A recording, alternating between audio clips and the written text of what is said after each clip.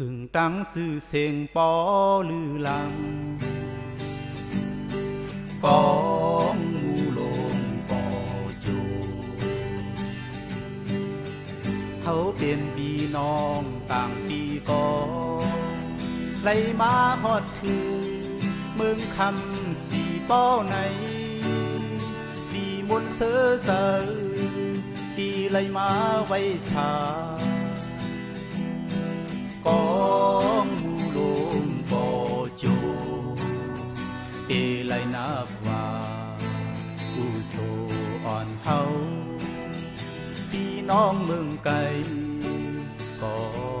ดีงำเสอพี่น้องสีปอกอสื่อเสอ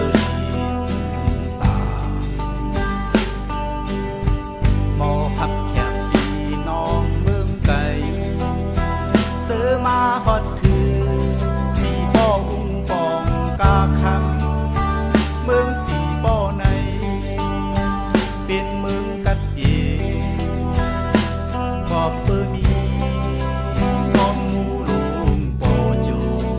เป็นดีพึ่งเองมีหนูยืนตาคมเฮตามดี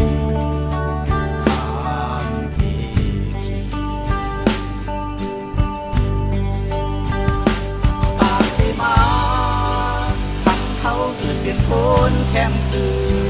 เขาเคยมาเป็นพี่น้องเมืองสีปอเธอเลยไว้สาเธอเลยเกิดห้องมูลงปอจูเศร้าในวันคำทานอันวานถึงเขาเส้นเธอ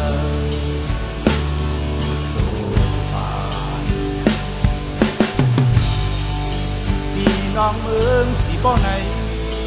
ตามดีเต้เยาที่ไรนี้กองมูลุงโกจูอันเศร้าน้ำวันลาก่อสร้างเฮ็ดไว้ดึกปืนใจเขามาเสด็จก่อ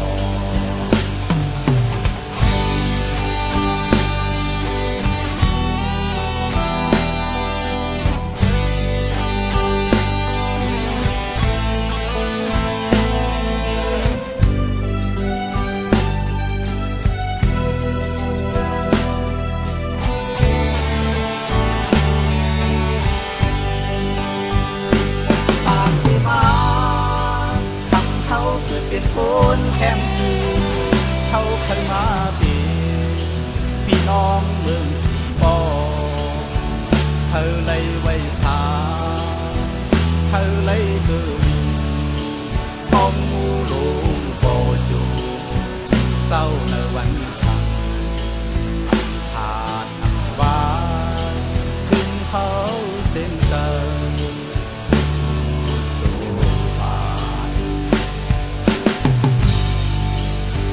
น้องเมืองสีป้อไหนกามดีเต้เยาที่ไรนี้กองมูลุงโปจูอันเศร้าน้ำวันลาก่อสร้างเฮ็ดไว้